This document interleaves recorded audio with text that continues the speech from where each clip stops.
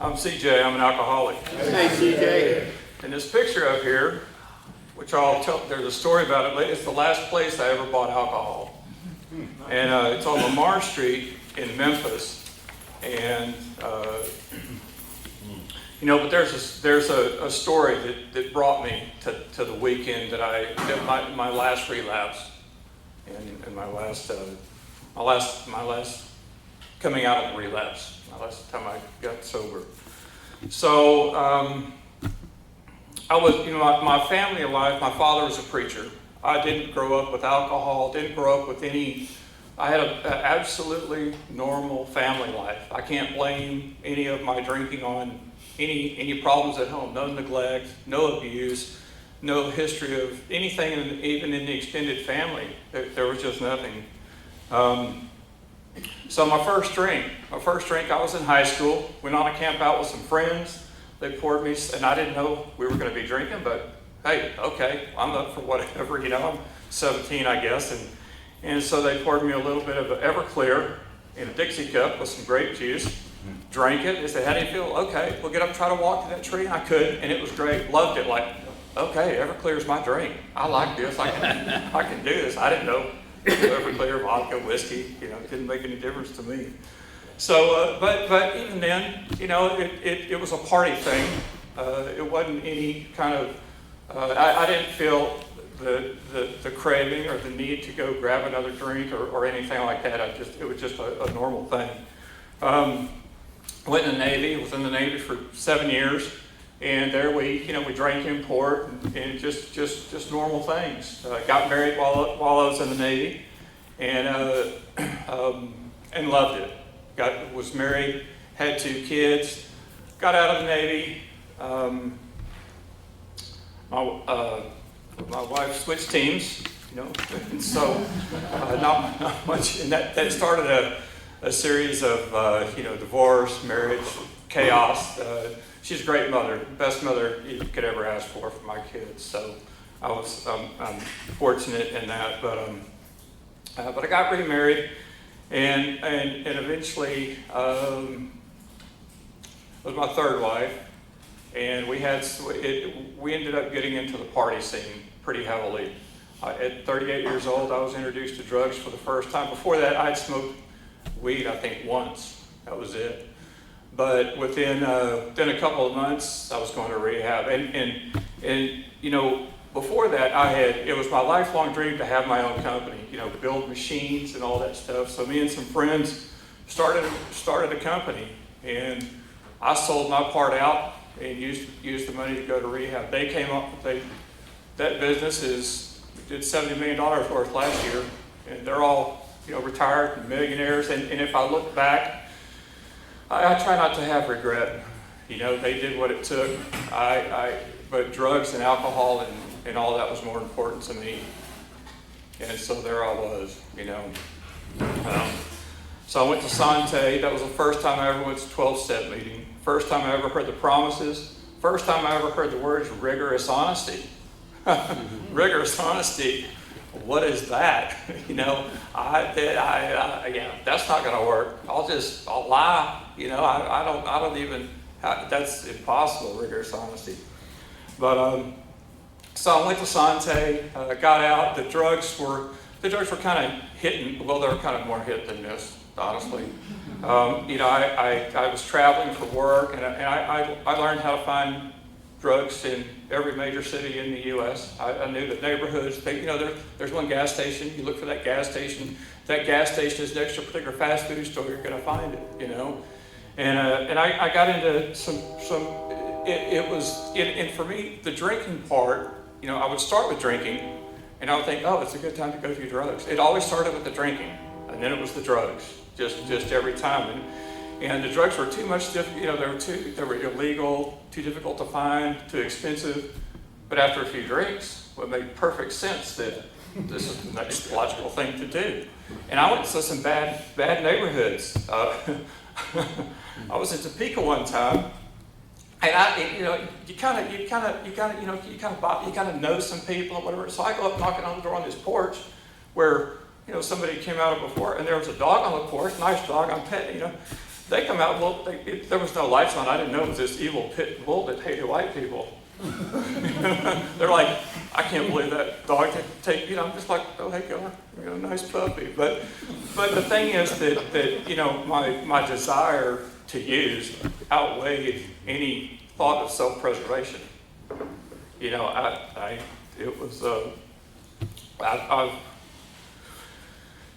was one, I was in San Bernardino one time, and I'm talking to somebody, and I have a friend in the car, and I'm distracted by this person over here, and all of a sudden she lunges over me and slams the door lock because there's a guy just about to open the door that I didn't see. Now, I sped off. I don't know what he was going to do, but did that stop me?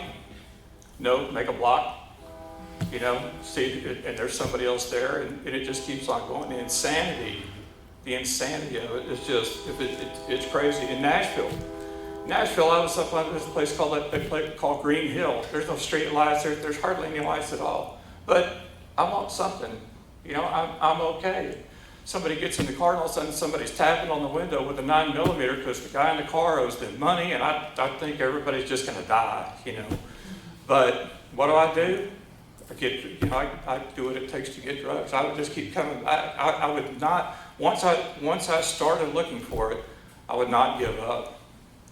So I slowly began to shift to alcohol more because drugs were illegal, they're hard to find, they're expensive. Alcohol is plentiful, socially acceptable, and I could deal, I could deal with that.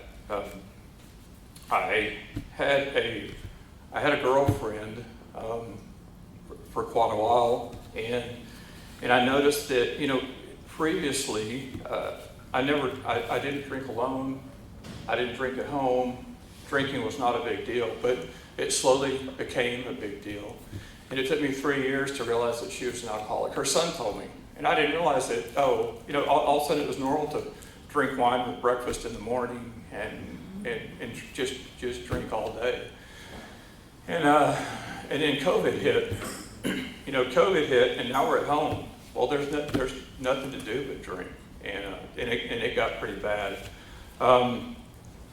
It was becoming a problem, and I had a chance I managed to work through all this somehow. And so I had a chance to move to Jonesboro.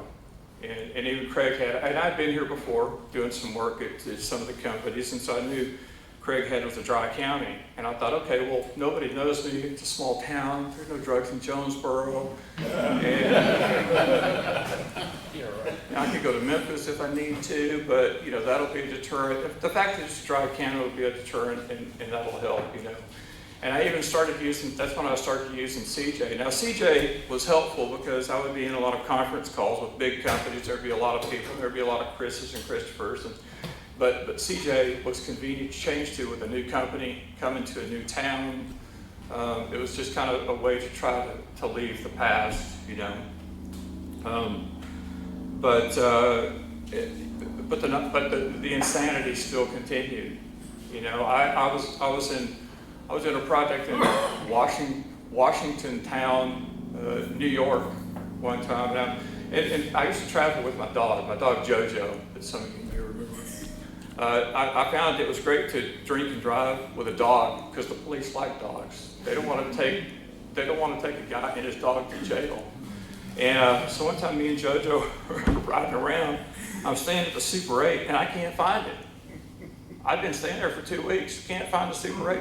Put it in my GPS, it takes me to the wrong one. So I go in the office, they give me the direction. No, here's the address. Okay, I'll do this address in my GPS. I drive. Same Super 8. Where's it at? So finally, I'm tired. I pull over. It looks like a construction site. I fall asleep. The police are waking me up. Fortunately, I had my dog. And it got to be where I found out if I was nice and said yes or no, sir. And I said, I have an idea. If you guys would just take me and my dog to my hotel and lock my car up, and I'll just come back and get it in the morning, that'd be great. And so that's what they did. And I come back. I was 19 miles away from the hotel, somehow out in the country at a maintenance shop, and I got in the vehicle, and I was drinking Fireball that night, and I must have spilled more than when I drank. I mean, the car was just sticky. It was disgusting. But this nonsense kept on, and I was able to hide it from my company fairly well. And one time I had a trip to Huntsville, and I never made it. I mean, I was supposed to leave this certain day, but I'm in Jonesboro, I'm having fun, and I'll just wait to leave in the morning, and then I had to stop in Memphis, and one thing leads to another, and about the time I got to Huntsville, they called and said, come back. Don't go to the job site, just come back. So I came back, they gave me a couple of days off, and I went to talk to HR. And that's the first time I told, they were saying, well, what's wrong? And I don't know, maybe they knew, maybe they didn't. Finally, I told them, it was alcohol. And they told me about the shed. And that was March 17th of 2022, and that's the first time I came into the shed.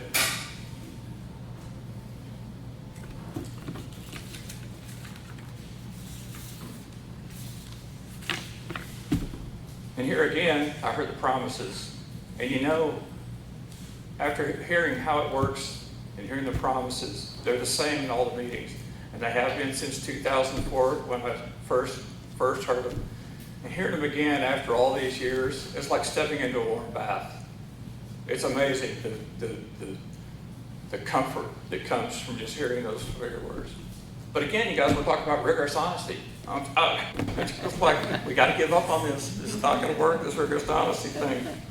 But I was willing to try, and I got and let me back up a little bit, while I was or shortly after the Navy, I decided, I was looking at my religious life, and I was a Baptist, and that wasn't working for me, so I became a Catholic. At least Catholics can drink, and that didn't really work for me, and I became an atheist, because being an atheist made sense. Everything made sense to me. I didn't need anyone else to explain it.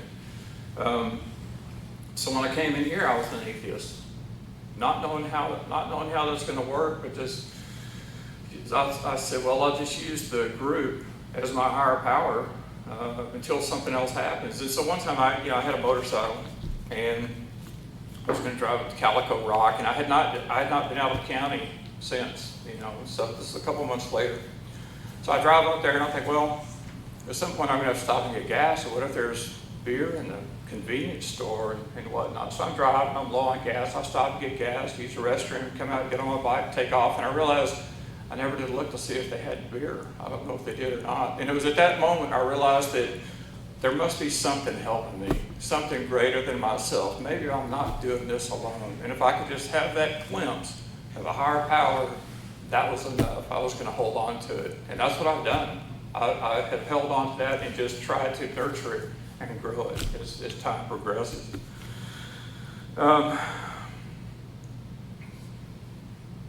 So I stayed sober until May. The girlfriend I was talking about was in Pennsylvania or Florida or somewhere. She found her way to Jonesboro, showed up at my door, and that set me off on about a month of, it was nightmarish. It was just a nightmarish month. But it ended up with me having to have the police come and remove her from my house, and me convincing my company that I'm okay to travel again. It'd be the first time I've traveled on a business trip.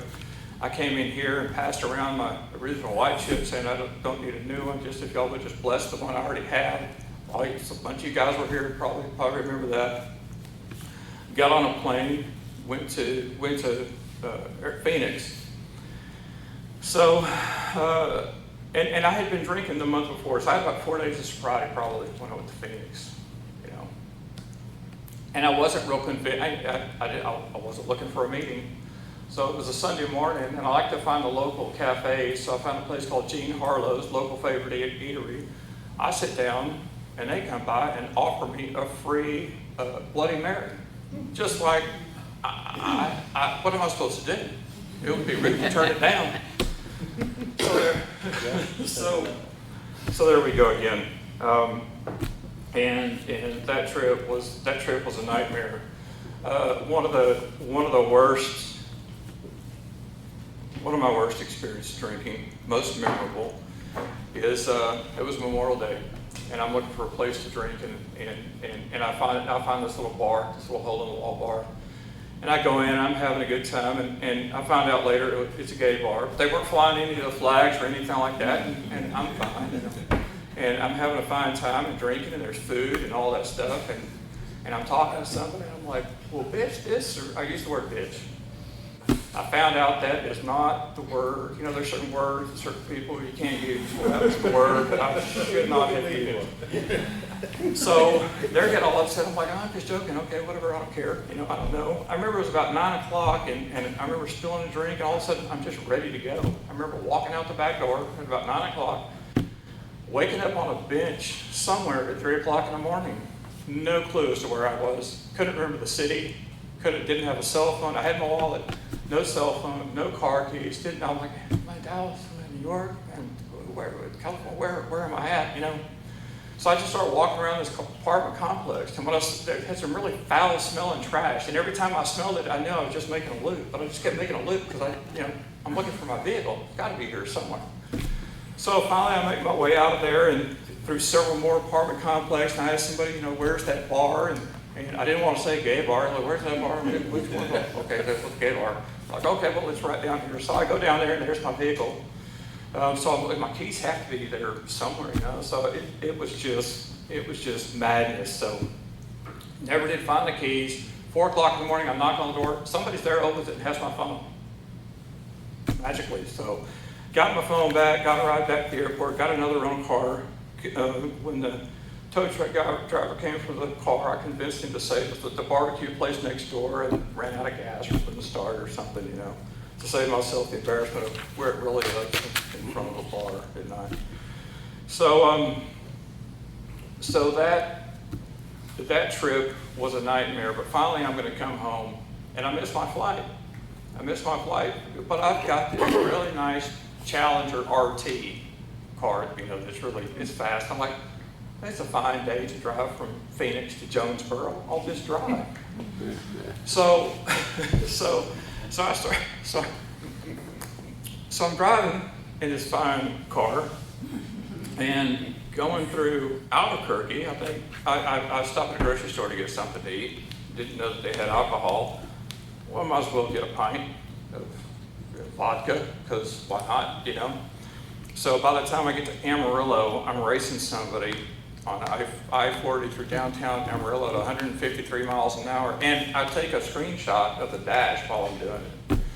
Get to the other side of Amarillo, and remember that I was supposed to stop for gas and didn't.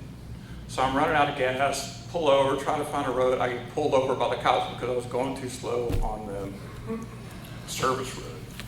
So get arrested, car gets impounded. I have a friend from Jonesboro that comes and picks me up from Amarillo, brings me back. Now I've got to figure out, I go to jail first, of course.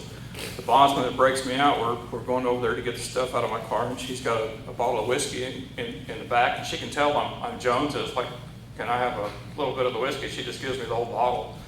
Takes me to a hotel. My friend comes out there to get me and brings me back. So, but I paid the tow truck driver. I gave him $50. So let's just say the car ran out of gas. Not that I got arrested and the car got impounded because of that. It's like, okay. So, but then I get back and my office wants to know, where's the car? What happened to it? Well, I decide it's a good idea to just keep drinking. I'll just drink more. So I go to downtown Jonesboro and end up at one of the bars down there and just drink way too much. Get offered a ride home. I don't really know what happens.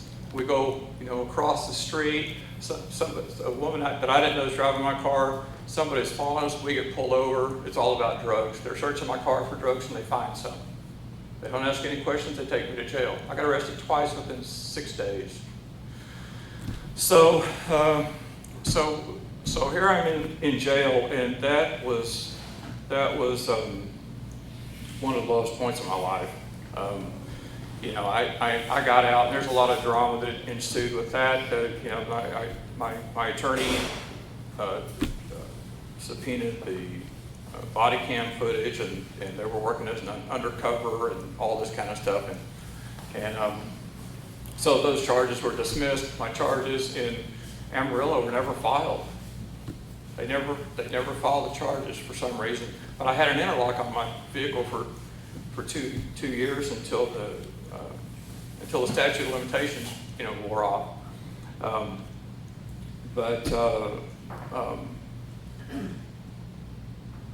So I lost my job, and now I'm sitting at home. I was unemployed for 40 days. And for me, who's been working for since I was 14, my job has always been the cornerstone. You know, I could survive anything else as long as I had a job. A divorce, whatever. I got money, I got jobs coming in, I got something to do. You know, I've got a purpose, everything's okay. But to sit home for 40 days and hear everybody else going to work and me not, and also, I'll tell you this, a few months prior to that, I had been interviewing for jobs, and I had three interviews lined up, and I did the first one, and I told the recruiter, I said, no, I want to hold off on the second two, because I'm happy with where I'm at. Well, this happens, I'm like, hey, let's do one of those other interviews, you know? So we do an interview, and this is a week after I got arrested in Jonesboro, okay, a week. So we did the interview, and he calls back and he says, well, they're interested in going forward. I'm like, oh, good, I'm going to escape this one, you know. He calls back 4 hours later and said, what's this about you getting arrested in Jonesboro? They did a Google search and found it. He's like, you got to get that taken care of, CJ. I'm like, oh, okay. So now what I do? So I stayed home for 3 weeks and drank and got sober and came back out to the shed. And it's an amazing sequence of events that happened because, you know, when I got released, the Jonesboro Police Department were wanting me to go undercover and all that, and I'm just like, I can't, you know, that's like, yeah, well, and when I asked them about it, well, it might be 6 months down the road. I'm like, what am I supposed to do for 6 months? You know, I can't do this. So I finally hired an attorney, and when I'm talking with the attorney, it just, you know, I don't know how much detail to go in here. Good things would happen after I came to an AA meeting. And when I say that, you know, when I got my interlock device, I was talking to the gentleman there, and he gave me the name of an attorney. So I talked to that attorney. They're too busy. They referred me to another attorney. I'm like, okay, well, and so when I was going to leave Paragould, I knew that I would get to the noon meeting about 20 minutes late, but I'm like, yeah, I'm going to go anyway. So I came here to the noon meeting. I got out of here, went to see that attorney, and he, you know, when he read my case and he asked me, you know, about my job, he said, well, what do you do? And all of a sudden he says, well, I know somebody in that line of work. And he says, I'll talk to him on the phone and send him a resume, you know, which was just shocking. I never knew if I'd work in my field of work again. So the next day, you know, I come to a meeting. Right after the meeting, when I'm leaving, that company calls me. Well, they want an interview. Okay, well, I'm going to keep coming to meetings because good things happen when I come to meetings.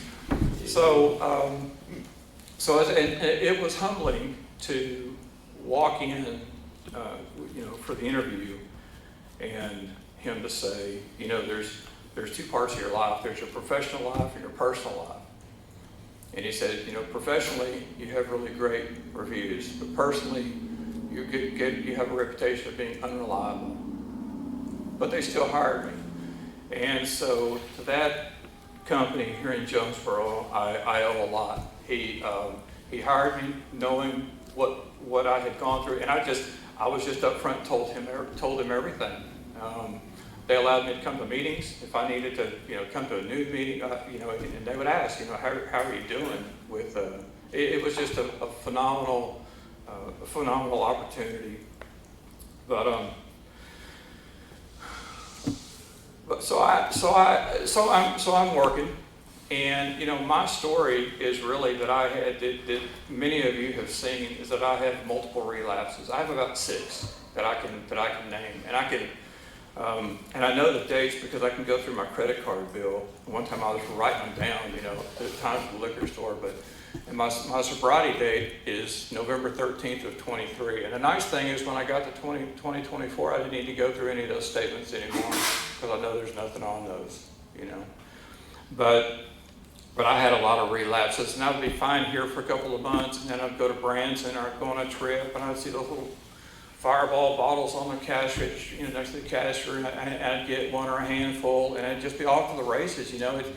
I call it a maze. As soon as I have one of those, what am I going to do? Am I going to get more? Am I going to go to the family? Am I going to make my obligations, or just keep drinking? It's it's insanity. But during all my my relapse and everything, I kept coming to meetings, and I got me a sponsor, and the first sponsor I got, I will say this. I've got a great sponsor now, and I first saw him, I knew I needed a sponsor, and I first saw him over at the shed, and he came in and he was spouting AA from the book. I thought, well, that guy really knows his stuff, but he's probably got a lot of sponsees, but worse, he would hold my feet to the fire, and I don't know if I'm ready for that. I just don't know. So I found a sponsor who was really too busy. He does a lot of stuff, outside. He's got a lot of sponsees, and he told me, he said, I'm not going to chase you down. Perfect. Sounds good to me, And so because I knew if I was going to drink, he wasn't going to interrupt me. So I went with that, and and that didn't work. So when I got my final, one time I was coming back from a project, and I knew I needed to do something about this. It was a particularly bad trip. I knew that I needed to talk to someone. And so there were two people. One person had given me their name early on, in a meeting, and then my current sponsor, Aubrey, as you guys know, was the other one. And so I thought, well, when I see him, I'll ask him, but I wasn't going to call him or anything like that. So one hot Arkansas Saturday afternoon, I go to the other meeting over there, Serenity, and there was something going on, a convention somewhere. And the building is locked, and there's two people standing around outside in the hot sun. Both of the people that I was thinking about talking. And nobody else showed up. So, if that's not a God thing, putting those people there. So that was my sponsor miracle. The weekend of my final relapse, I had a trip to St. Louis, and I was supposed to leave. I was supposed to get there like at midnight on a Sunday or something, and it was kind of last minute, like, oh, okay, I'll go. But I'm drinking all weekend, and then Sunday rolls around, and they call me, are you in St. Louis yet? No. Well, yeah, I'm on the way. So I packed like a madman, get in the car, go in the wrong direction. I'm going to Springfield, not St. Louis, but close enough. So I finally get to St. Louis. And I'm unpacking my bags, and I had a bag full of dish towels. Because when I was packing, whatever was in the dryer, I just packed it up and threw it in there. Not a good trip, but let's see what we're doing on. Okay. So that was my last relapse. That was my last relapse started. The end of that is when I came back here. And it was on the weekend of the conference. You guys were having the convention at the hotel, and I've been going through some relationship stuff that was ending. It was good that it was ending, but I was going through all that, but I was home, and I came to meetings, and I had a friend over at Serenity trying to get me to go to the convention, but I didn't want to go I didn't want to see all you happy people. I wasn't happy. No, I'm not having it. I'll go to the meetings because I know all y'all are going to be over there, and there'll be very few people there, So that's what I did. And then I think it was like the Saturday, the Sunday meeting, I came up here, and we had there were 5 of us in here. And we had somebody else in here, like she had 4 days. And let me go back. At Serenity, someone shared that they shared my story. They shared that they would have a couple of months of sober, and that they would relapse, and they would go through it again and again. And they said that when they finally got their first year, they would not give it up for anything. And that has never left me. I thought, I like the commitment, the intensity of that. And then that same weekend, we had another member who's been with us for a while, who came in here. And she said, I got 4 days. She was not happy about it. And I thought, well, if she can come and do that and start again, then I can too, And she became kind of like my sister in sobriety. We got our first year together. But every month I would check in with her to make sure she was doing okay. We kind of keep each other honest and whatnot. But and what else happened that, I drank that weekend, or I don't remember if it was a Sunday, but I'd have to look at my calendar to see exactly what day it was. But, I went to see my son, and this is the last place, this is the last place I bought liquor. On the way home, I stopped here and bought liquor and came home. And the next day, I'm driving it was lunch, and I'm going to lunch from work, and I realized that I wasn't joyful, and how do I get the joy back? The only time I'd had joy in the last few years is when I was doing the program, when I was being rigorously honest, while I wasn't cheap, because I would go drink and come back and not say anything. I wouldn't lie about my sobriety date. I just wouldn't talk about it. I just let everybody assume everything was okay, But I knew, and that was eating me inside. And I realized that's the only time I had the joy. And also put that together with the TikTok of Cat Williams saying, You'll be amazed at how your life improves if you just quit lying. So I said, well, maybe that rigorous honesty is something I should check out. And in the moment, I decided that I was going to be rigorously honest, that I was going to go talk to my sponsor, and from then on, whatever it took, I was just going to be rigorously honest. There was the load lifted from my shoulders. I smiled and laughed the first time in months. I felt giddy. I was like, okay, once I made the decision that this is what I'm going to do, and that's what I did.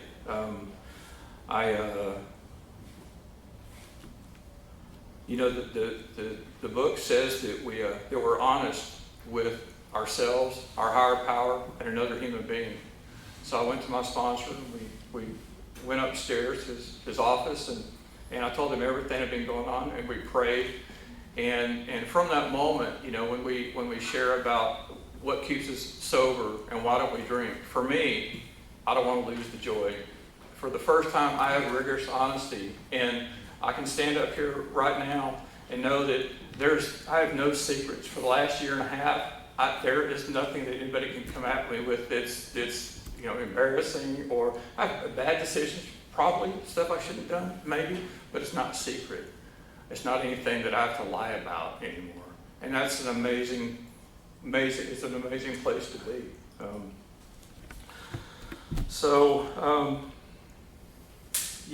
What I gave up for alcohol. What I gave up for alcohol is relationships, my kids, my work, career, companies. I gave up everything for alcohol. My health, put my health at risk, put my safety at risk, everything for alcohol. And what I've gained from Alcoholics Anonymous now is a higher power, a program, true friends, and I pray now. I do service work, and I'm probably going to getting ready to sponsor people, soon. So that's one of the rewards of it. And so my parting words are: I have a challenge to all those with less than a year. Get that year. For me, I stumbled across a 1-year coin somewhere in the parking lot. When I had about 2 months sober this last time, and I carried it everywhere with me. I'm going to earn this. I'm going to earn this. And it was in my laptop bag, or it was in my pocket, and I would look at it like one of these days, And I had a sobriety friend, someone who had about the same time that I did. So my challenge to you is just do whatever it takes to get that year, and don't let it go. And my challenge to everyone who has more than a year is help those people who don't. Glad to be a part of AA, and glad to have you guys as friends. Thank you. Thank you.